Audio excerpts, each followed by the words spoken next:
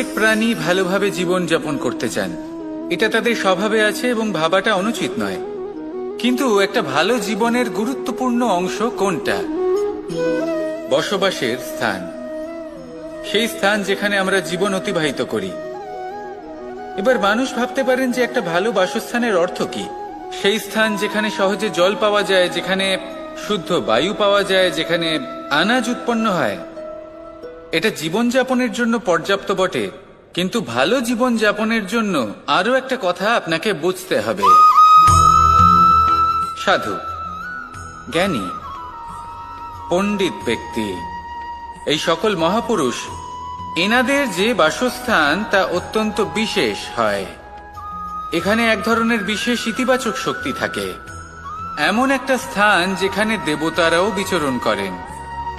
জীবন আমরা সবাই যাপন করি, কিন্তু জীবনের উদ্দেশ্য শুধুমাত্র জীবন যাপন করা নয়। জীবনের উদ্দেশ্য হল মুক্তি লাভ করা। আর এই সকল সাধু, জ্ঞানী, পণ্ডিত ব্যক্তি, এই সকল মহাপুরুষ আপনাকে মুক্তির পথে নিয়ে যেতে পারেন, কারণ এরা হলেন সেই মহাপুরুষ যারা নিজেদের অন্তরের বিকার, অহংকার, ক্রোধ, বিদ্বেষ এই সকল দোষগুলিকে ত্যাগ করেছেন, এদের উপর বিজয় লাভ করেছেন। এমনই একজন ব্যক্তি আপনাকে মুক্তির পথে নিয়ে যেতে পারে। প্রয়োজন হলো শুধুই এনাদের চিনতে পারা, এদের কথা বুঝতে পারা এবং এদের দেখানো পথে চলা। যদি আপনি এটা করতে পারেন, তাহলে এই মন প্রফুল্ল হয়ে বলবে, রাধা রাধা। যত শক্তিশালী এই মন, তত শক্তিশালী এই শরীরও। এই যে আমাদের শরীর, এটা আসলে কি? এ হলো একটা রথের মতো। আর একটা রথ ততক্ষণ চলতে পারবে না যতক্ষণ না তাকে কোনো সারথি চালাবে। এই মন হলো শরীরের সারথি। এবার ভাবুন, যদি এই সারথি শক্তিহীন হয়, দুর্বল হয়, তাহলে এই রথের কি হবে? এটা উচিত পথে চলতে পারবে না, উচিত গতিতে চলতে পারবে না, মন মতো স্থানে এটা পৌঁছতেও পারবে না। সেই জন্য মনের শক্তি অত্যন্ত প্রয়োজনীয়। এবার মনের শক্তি আমরা কোথা থেকে লাভ করি? দৃঢ়তার শক্তি থেকে। এবার এই শক্তি আমরা কিভাবে বাড়াতে পারি? আমরা প্রতিদিন কিছু নতুন স্থির করি, কিছু ছোট, কিছু বড়। আর যেই আমরা নতুন কিছু পূর্ণ করি, আমাদের মনের শক্তি বেড়ে যায়। আর যদি পূর্ণ না করতে পারি, মনের শক্তি কমে যায়। একটা দেওয়ালের মতো ছোট ছোট ছোট ছোট শিলা আমরা একটার পর একটা স্থাপন করে একটা দেওয়াল তৈরি করি। এতগুলো পাথর যখন একত্রিত হয়ে যায়, তখন এমন এক দেওয়াল তৈরি হয় যাকে ভাঙা প্রায় অসম্ভব হয়ে দাঁড়ায়। সেরকমই হয় মন এবং দৃঢ়তা। ছোট ছোট কাজ করে নিজের লক্ষ্য পূর্ণ করুন। এই লক্ষ্য যদি পূর্ণ হয়, তবে মনের শক্তি বাড়বে। কিছুটা এইভাবে যে যত বড়ই বিপদ আসুক না কেন, সেই বিপদ নিজে হার মেনে নেবে, কিন্তু আপনার মন ততটাই শক্তিশালী থাকবে।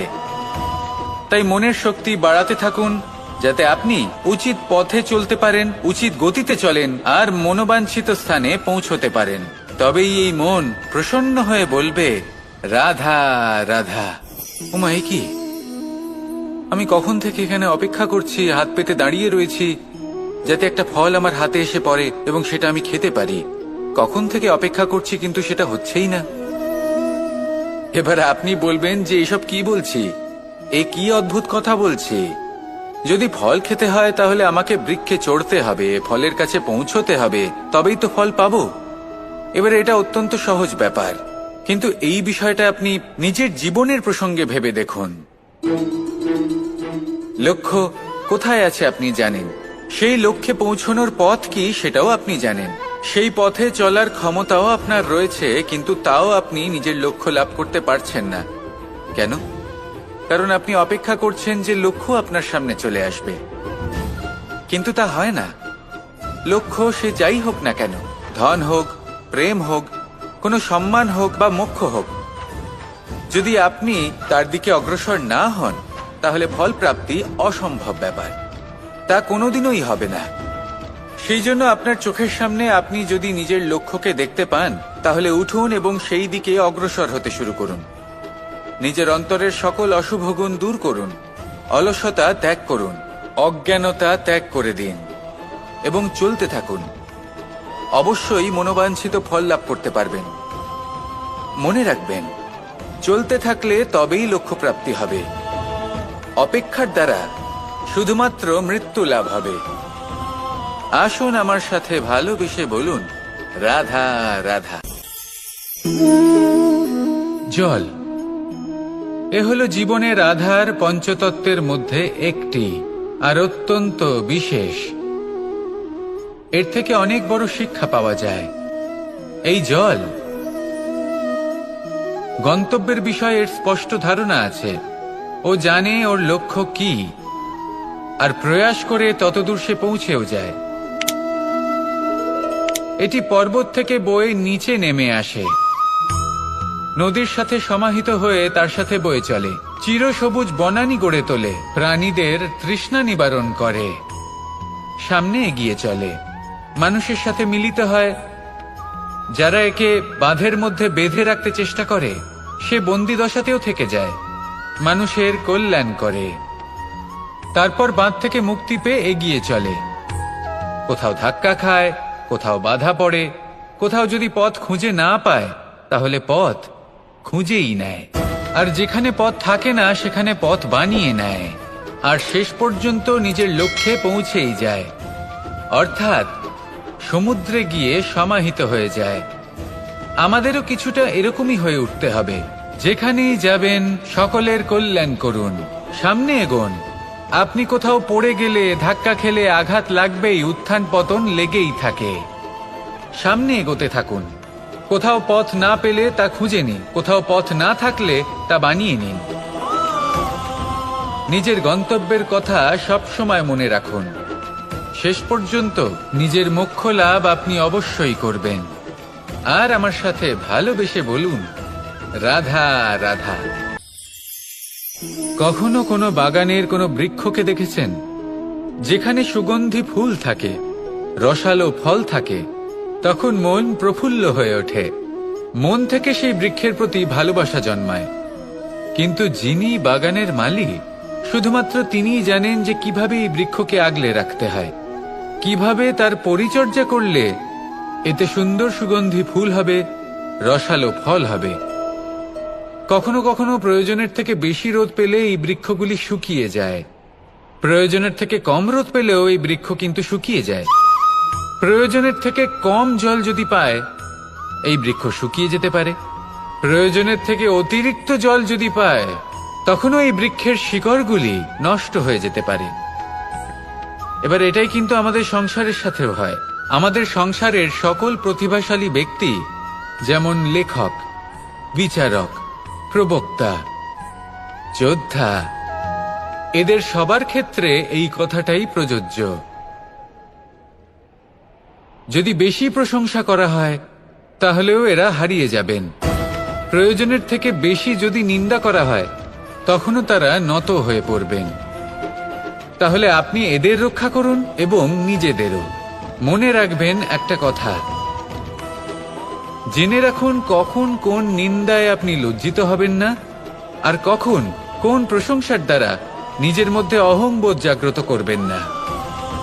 এই মন সুপ্রসন্ন হয়ে বলবে, রাধা রাধা। জীবনের প্রত্যেক মুহূর্ত আমাদের কিছু না কিছু শিক্ষা দেয়, নির্ভর করছে আমাদের দৃষ্টিভঙ্গির ওপর। যেমন নদী হলো আমার অত্যন্ত প্রিয়, নদীতে ভ্রমণ করতে আমার খুব ভালো লাগে। কি বলেন?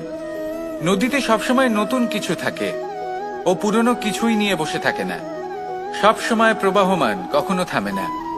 ততক্ষণ থামে না যতক্ষণ না সাগরে গিয়ে সমাহিত হচ্ছে। ঠিক এইভাবেই আমাদেরও উচিত নিজের জীবন অতিবাহিত করা, নদীর মতো। প্রত্যেক মুহূর্ত নতুন, তাই সেইভাবেই জীবন যাপন করুন। পুরনো কিছুই একত্রিত করে রাখবেন না, বিগত স্মৃতির মাঝে নিজেকে হারিয়ে ফেলবেন না। এই যে বর্তমান, এই যে মুহূর্ত, সেটাই হলো সর্বশ্রেষ্ঠ। এর মাঝেই জীবন যাপন করুন, নদীর মতো প্রবাহমান হতে শিখুন।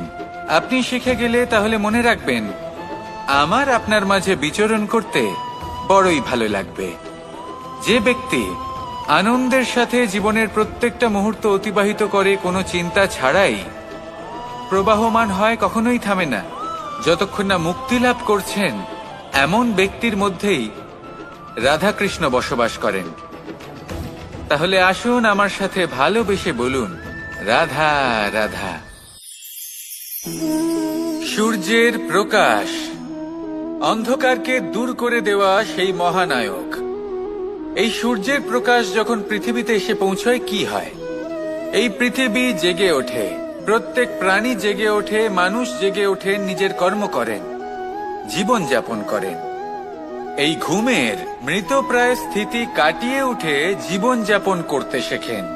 এটাই হলো প্রভাব সূর্যের প্রকাশের।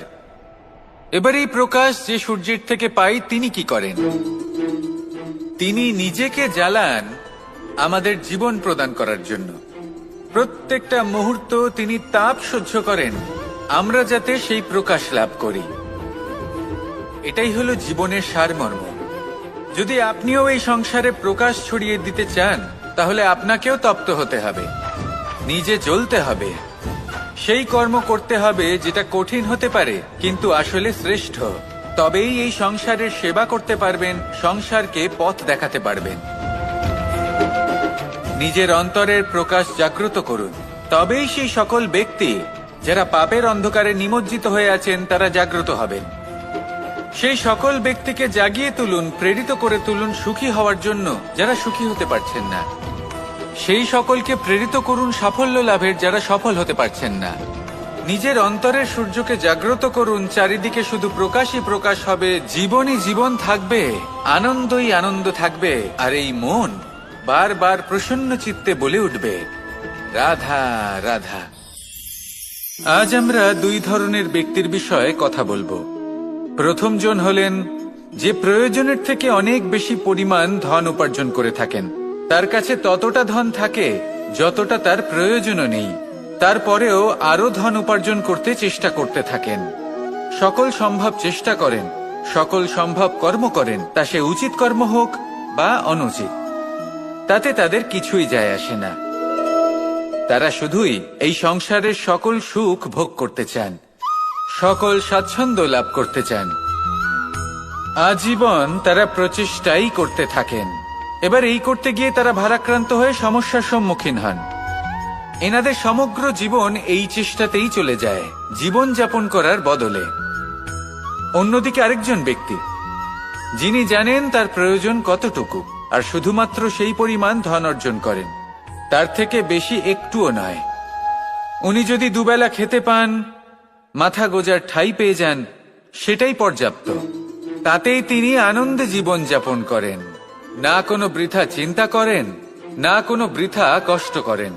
এবার আমি আপনাদের জিজ্ঞেস করব, এই দুই ব্যক্তির মধ্যে আপনি কোন ব্যক্তি হতে চাইবেন? বেশিরভাগ মানুষ এটাই বলবেন যে আমরা সেই দ্বিতীয় মানুষ হতে চাই যারা সন্তুষ্ট। কিন্তু যদি মন দিয়ে দেখেন আপনিও সেই কর্মই করছেন যা প্রথম ব্যক্তি করেন। আপনারা সবসময় চেষ্টা করে চলেছেন, এটাও লাভ করতে হবে, ওটাও লাভ করতে হবে, আমার এটারও প্রয়োজন, ওটারও প্রয়োজন। আপনি অনেক কিছু লাভ করেছেন, কিন্তু প্রশ্ন এটাই যে আপনার কি সেই সবকিছুর প্রয়োজন রয়েছে? এর উত্তর আপনার অন্তর মনে রয়েছে। আপনার মন জানে যে আপনার প্রয়োজন কতটুকু। সেখানে গিয়ে দেখুন। সন্তুষ্টি মানুষকে আনন্দ দেয়। মানুষ যতটা সন্তুষ্ট হবে ততটাই সে আনন্দ লাভ করবে। এবার আপনাকে এই সিদ্ধান্ত নিতে হবে যে আপনি কখন আর কোথায় সন্তুষ্টি লাভ করবেন, কত কিছু লাভ করার পরে সন্তুষ্ট হবেন। এই উত্তর আপনি মন থেকে পাবেন। এই সমাজের চাহিদায় জড়িয়ে নিজেকে বিভ্রান্ত করবেন না। নিজের অন্তরের এই মিথ্যে অহংবোধকে প্রশ্রয় দিতে গিয়ে যদি আপনি এরকম প্রয়াস করতে থাকেন তাহলে জীবনযাপন কখন করবেন? থেমে যান, শান্ত হয়ে যান, নিজের অন্তর মনে নিমজ্জিত হয়ে দেখুন যে সন্তুষ্টি কোথায়। এই সন্তুষ্টি লাভ করুন। এই মন প্রসন্ন হয়ে বলবে, রাধা রাধা। ক্ষমা একটা অত্যন্ত সুন্দর শব্দ, আমার খুব প্রিয় শব্দ, কিন্তু এই ক্ষমা কখন আর কিভাবে প্রয়োগ করতে হবে সেটা বোঝা প্রয়োজনীয়। এক, যদি আপনি কোনো অন্যায় করেন আর ক্ষমা না চান, ক্ষমা প্রার্থনা না করেন, ক্ষমা চাওয়া থেকে এড়িয়ে যান, তাহলে তাতে আপনারই ক্ষতি হবে। কিভাবে? ক্ষমা না চাইলে মনের মধ্যে অহংকার জাগ্রত হয়, আর অহংকার তো প্রকৃত অর্থে আমাদের ক্ষতিই করে। 2, কেউ যদি অপরাধ করেন, আপনার থেকে ক্ষমা না চান, তাহলে তাকে ক্ষমা করবেন না। ক্ষমা হলো অত্যন্ত অমূল্য, আর না চাইতেই কাউকে ক্ষমা দান করা এটা উচিত নয়। 3, যদি কেউ আপনার সাথে অনুচিত কিছু করেন, অপরাধ করেন, আর আপনার থেকে ক্ষমা চান, তাহলে তাকে ক্ষমা করে দিন। তাতে আপনার অন্তরের করুণাবোধ জাগ্রত হবে, প্রেম জাগ্রত হবে, আর তা আপনার জন্য শুভ হবে। 4, যদি আপনি নিজে কোনো অপরাধ করেন, তাহলে অবশ্যই ক্ষমা চাইবেন। তাতে আপনারই লাভ হবে। কিভাবে? সামনের ব্যক্তি আপনাকে ক্ষমা করুক বা না করুক, আপনার অন্তরের অহংকার ক্ষীণ হবে, আর এই মন আরো নির্মল হয়ে উঠবে।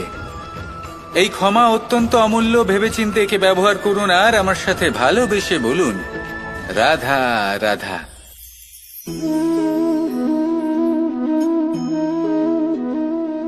ভোজনের দ্বারাই শরীর পুষ্টি লাভ করে।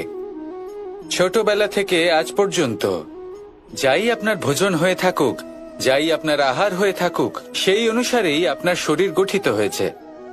এই ভোজন অত্যন্ত গুরুত্বপূর্ণ, সেই জন্য এর প্রত্যেক অংশকে বোঝা খুব আবশ্যক। প্রথম অংশ, যে আমরা কি গ্রহণ করছি, এই ভোজন কোন স্থান থেকে আসছে সেটা বুঝুন। দ্বিতীয় অংশ, ভোজন কে বানাচ্ছেন। এই ভোজন সর্বশ্রেষ্ঠ তখনই হয় যখন মাতার হাতে তৈরি করা ভোজন হয়। কিন্তু যদি মাতার তৈরি করা ভোজন আপনি প্রাপ্ত নাও করতে পারেন, তাহলে সেই ব্যক্তির ভোজন তৈরি করা উচিত যিনি সাত্ত্বিক। তৃতীয় অংশ, কোন স্থানে আপনি ভোজন গ্রহণ করছেন। যে স্থানে আপনি ভোজন গ্রহণ করছেন তা সাত্ত্বিক হওয়া উচিত। তাহলে অত্যন্ত গুরুত্বপূর্ণ। এবং চতুর্থ সবথেকে গুরুত্বপূর্ণ অংশ, তা হলো এই ভোজন আপনি যার দ্বারা প্রাপ্ত করেছেন, যেখান থেকে প্রাপ্ত করেছেন, যে স্থানে বসে আপনি ভোজন গ্রহণ করছেন, তার প্রতি কৃতজ্ঞতা প্রকাশ করুন এবং ভোজন পূর্ণরূপে সমাপ্ত করুন। তবেই এই ভোজন আপনাকে সুখী জীবন দান করবে, সুস্থ শরীর দেবে, আর এই মন তা সুপ্রসন্ন হয়ে বলবে, রাধা রাধা। আমি এখানে একা এই বনে বসে আছি, বাঁশি বাজাচ্ছি। কার জন্য?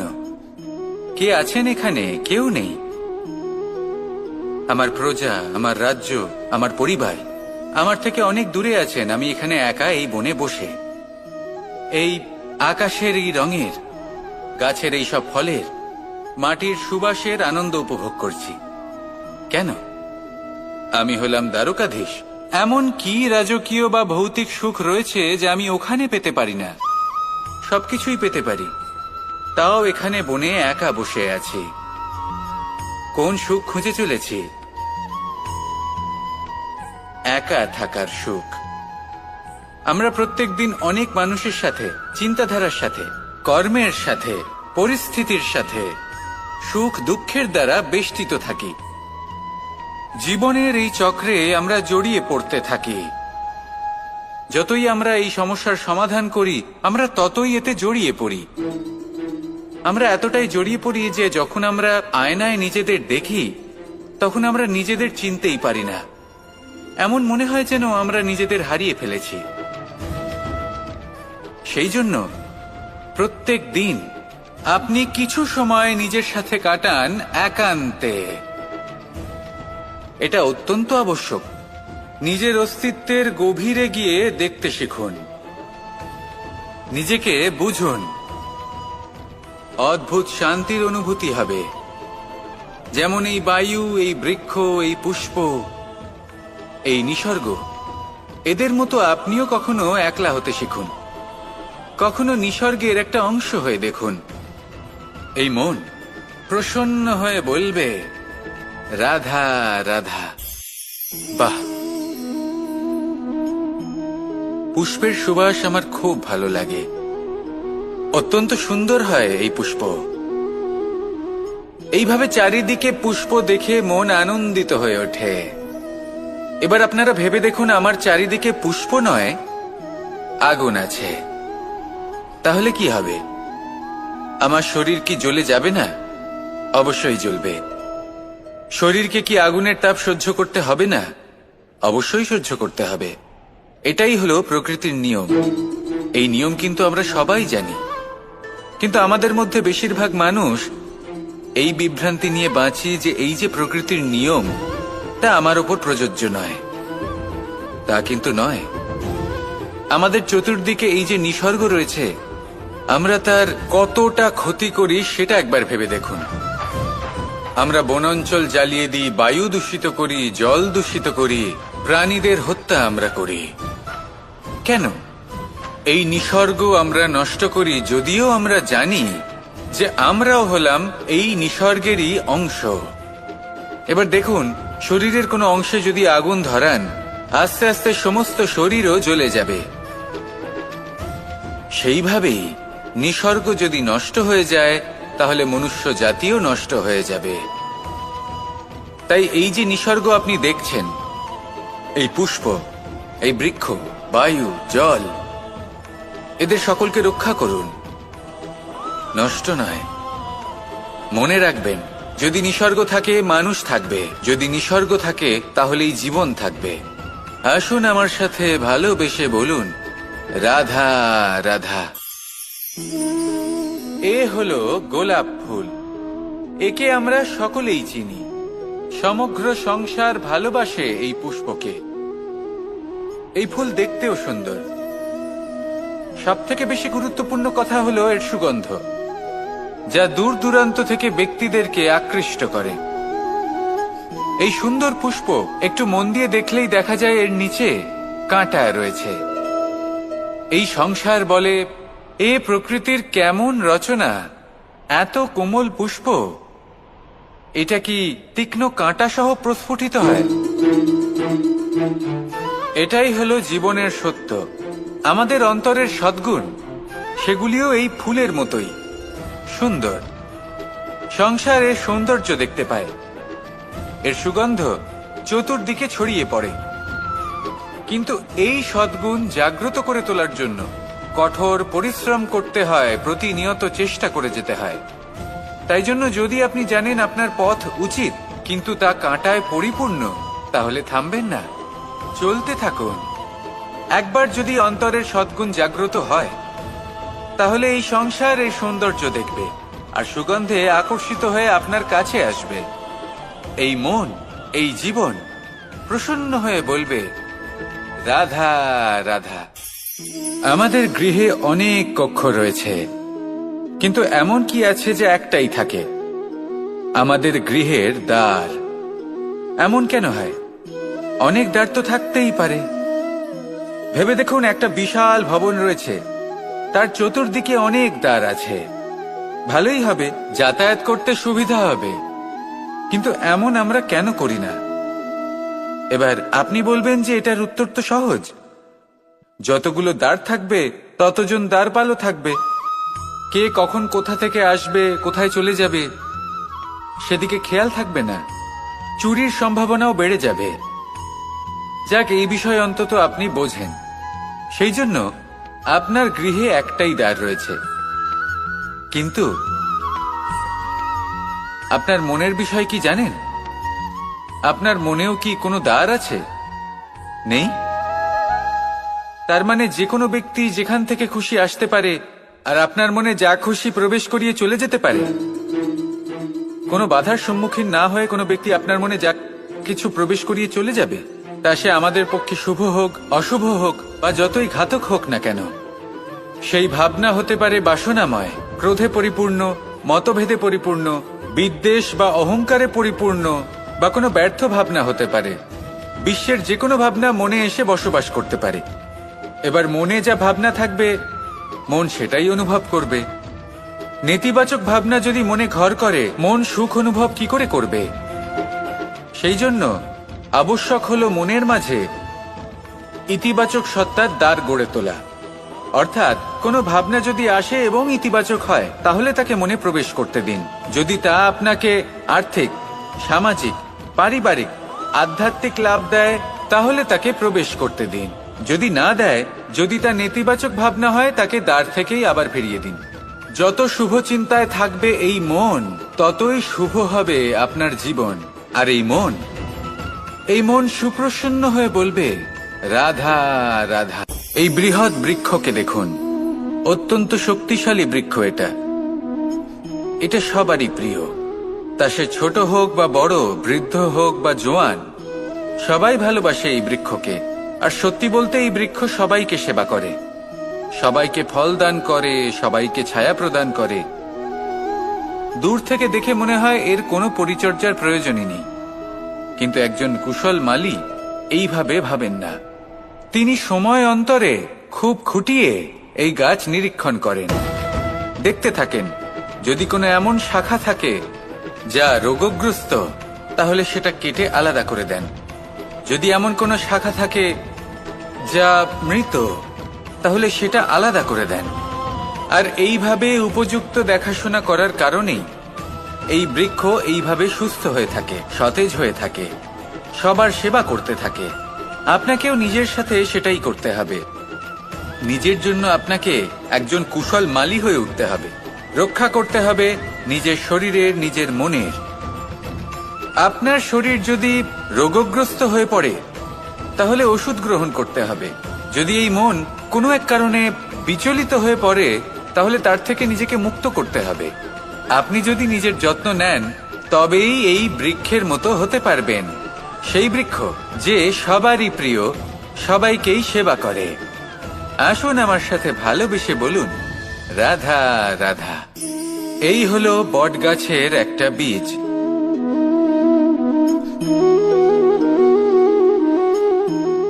চলুন এটা রোপণ করা যাক, একটু জল দেওয়া যাক।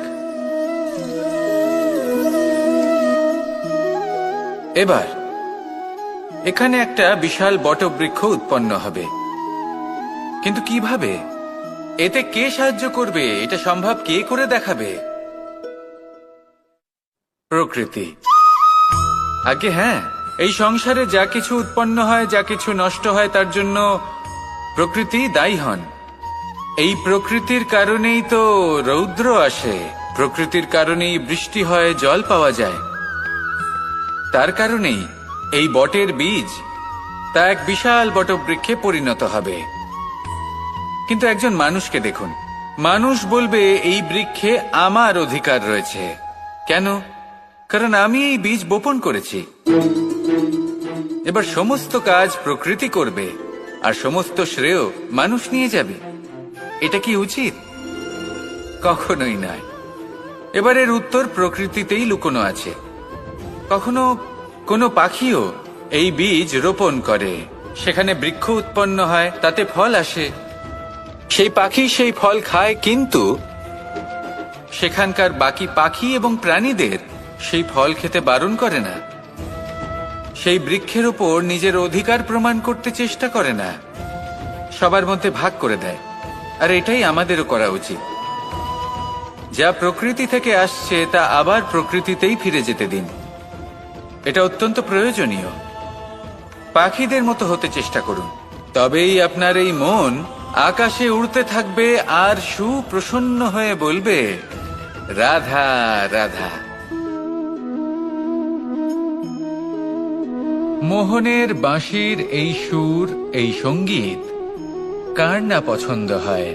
সবারই খুব ভালো লাগে। এবার এই সুর আসে কোথা থেকে? কেউ বলবেন কৃষ্ণের হৃদয় থেকে। সত্য কথা, এই সুর হৃদয় থেকে নির্গত হয় এবং প্রকট হয় এই বাঁশি থেকে। এই বাঁশিটাকে দেখুন, এই ছিদ্রগুলি দেখুন। প্রত্যেকটা সুর থেকে নিজস্ব একটা স্বর নির্গত হয়। এবার যে ব্যক্তি এই সমস্ত সুর এবং স্বর বুঝতে পারেন, এতে নিপুণ, তিনি এই বাঁশির দ্বারা যে সুর নির্গত করবেন তা তো মধুর অবশ্যই হবে। এবার জীবনের সাথেও কিছুটা এরকমই ঘটে। জীবনের কিছু নীতি থাকে, অর্থ, কুটুম্ব এবং আধ্যাত্মিক। যদি জীবনের প্রত্যেকটা মুহূর্ত সুখময় হয় এরকম আপনি চান, তাহলে এই তিনটি নীতিতে আপনাকে নিপুণ হতে হবে। কোনো একটি বিশেষ নীতির প্রতি যদি আপনি বেশি ঝুঁকে পড়েন, তাহলে বাকি দুই নীতি থেকে যা সুখ লাভ করা সম্ভব তা পারবেন না। ধন অর্জন করতে হবে পরিবারের জন্য, পরিবারের সুখ মনের শান্তির জন্য, মনে শান্তির প্রয়োজন মনের শুদ্ধতার জন্য। যখন এই মন শুদ্ধ হবে, জীবন শুদ্ধ হবে, পবিত্র হবে, সুন্দর হবে এবং ভালোবেসে বলবে রাধা রাধা। এটা হলো ধান গাছ। এর থেকে যে চাল উৎপন্ন হয় তা মানুষ গ্রহণ করেন। আর এটা কি? এ হলো জংলি ঘাস। একবার ভেবে দেখুন, যদি এই জংলি ঘাস ধান গাছের আশেপাশে থাকে তাহলে কি হবে? ধান উৎপন্ন হতে পারবে? তা উৎকৃষ্ট হতে পারবে? আমরা কি তা গ্রহণ করতে পারবো? কখনোই নয়। এই জংলি ঘাস ধানকে নষ্ট করে দেবে, কিন্তু নিজে জীবিত থাকবে। এটাই হলো আজকের শিক্ষা। এই সংসারে যদি আপনি নীতির পথে চলতে চান, উচিত কর্ম করতে চান, সংসারকে সেবা করতে চান, তাহলে জংলি ঘাসের মতো ব্যক্তিদের থেকে সবসময় দূরে থাকতে হবে। সেই ব্যক্তি যারা দুর্নীতি এবং মিথ্যা দ্বারা পরিপূর্ণ, যাদের ব্যবহার অশুভ, যাদের অনেক অশুভ গুণ রয়েছে, তারা সঠিক নয়। সেই সকল ব্যক্তি যাদের চরিত্র অত্যন্ত দুষ্ট হয়, তারা হয় শুভ চরিত্রের ব্যক্তিকে একদম নষ্ট করে দেয়, নয় নিজের মতো বানিয়ে তোলে। তাই যদি আপনি নীতির পথে চলতে চান, এই সংসারের জন্য শুভ কর্ম করতে চান, তাহলে সেই সঙ্গ লাভ করুন যে সঙ্গ জ্ঞানে পরিপূর্ণ, যাদের মধ্যে অনেক গুণ আছে, যাদের থেকে প্রতিদিন কিছু শিখতে পারবেন। এমন ব্যক্তির সাথে জীবন অতিবাহিত করুন। দুরাচারীদের থেকে দূরে থাকুন। তবেই এই মন প্রসন্ন হয়ে বলবে রাধা রাধা।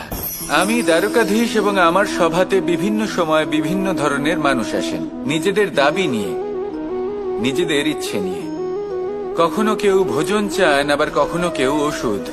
কখনো কেউ বস্তু চান, কেউ আবার চান বস্ত্র। কারোর জ্ঞান চাই, কারোর ধন চাই, আবার কারোর বাসস্থান। অনেক সময় আমি এই অনুরোধ, এই ইচ্ছে পূর্ণ করি না। এবার আপনি এটা ভাবতেই পারেন যে কৃষ্ণ তো তাহলে লোভী, ওর কাছে তো সবকিছুই রয়েছে, তারপরেও সে নিজের প্রজার ইচ্ছে পূর্ণ করে না, তাদের সমস্যাগুলি বুঝতে পারে না, তাদের সুখ স্বাচ্ছন্দ্য প্রদান করে না।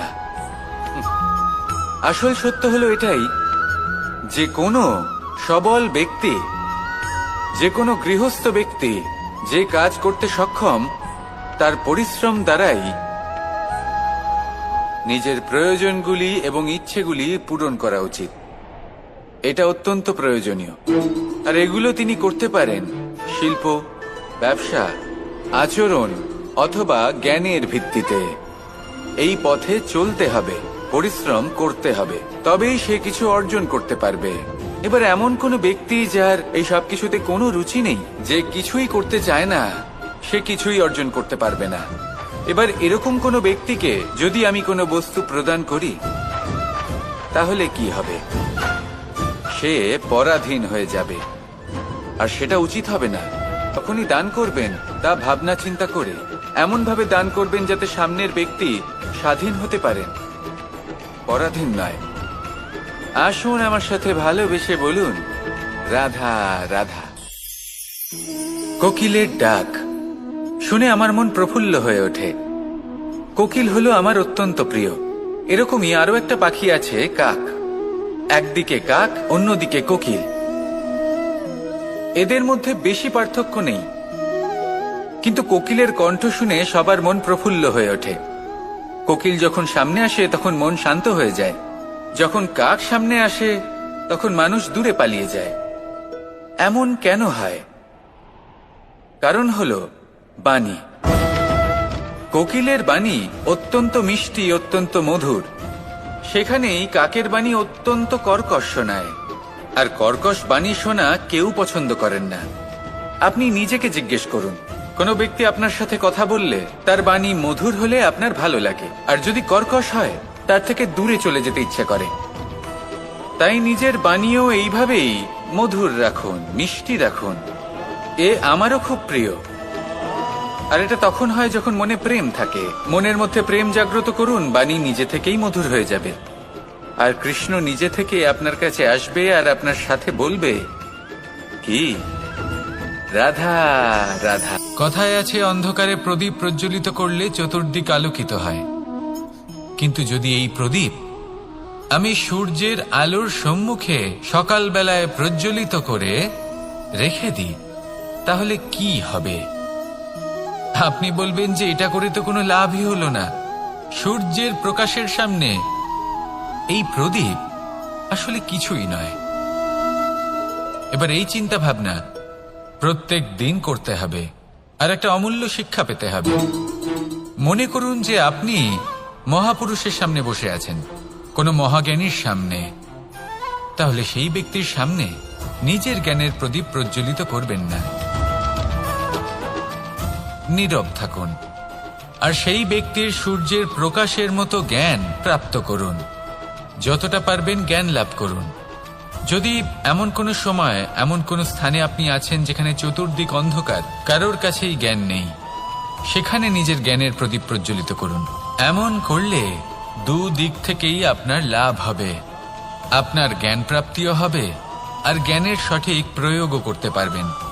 আর এই মন প্রসন্ন হয়ে বলবে, রাধা রাধা।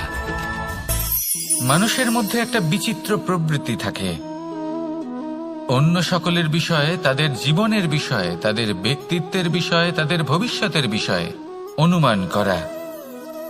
এটা হলো অনুচিত। কারোর অতীতকালকে দেখে লোকে ভবিষ্যৎ বলে দিতে পারেন, বর্তমানকে দেখে ভবিষ্যতের বিষয়ে অনুমান করে ফেলেন।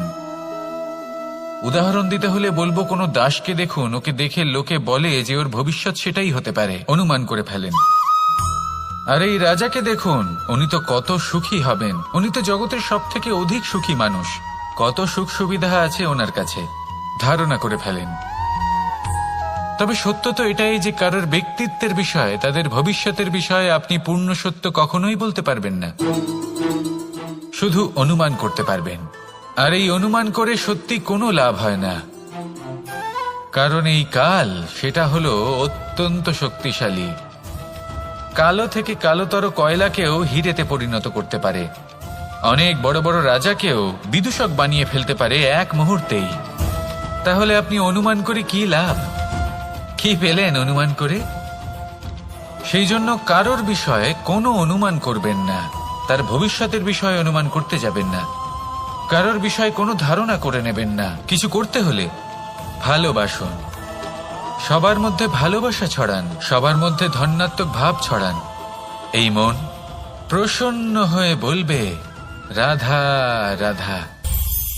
কেউ বলে জীবন খুব ক্ষণস্থায়ী, কেউ বলে জীবন হলো একটা সুন্দর স্বপ্নের মতো, আবার কেউ বলবে জীবন হলো এক কঠোর সত্য। কিন্তু জীবন আসলে কি? জীবন হলো আপনারই প্রতিবিম্ব, একটা দর্পণ। অর্থাৎ আপনি জীবনকে সেইভাবেই পাবেন যেরকম আপনি নিজেকে প্রতিপন্ন করবেন। যদি আপনি দর্পণের দিকে তাকিয়ে হাসেন, তাহলে আপনি সামনে হাসি মুখী দেখতে পাবেন। এবার যদি আপনি গম্ভীর হয়ে থাকেন, তাহলে আপনি একজন রুষ্ট ব্যক্তি দেখতে পাবেন। শেষে সবথেকে বেশি গুরুত্বপূর্ণ হলো আপনার চেষ্টা। আপনাকে সবসময় চেষ্টা করতে হবে যাতে আপনি নিজেকে প্রসন্ন এবং ইতিবাচক মনোভাবে রাখেন।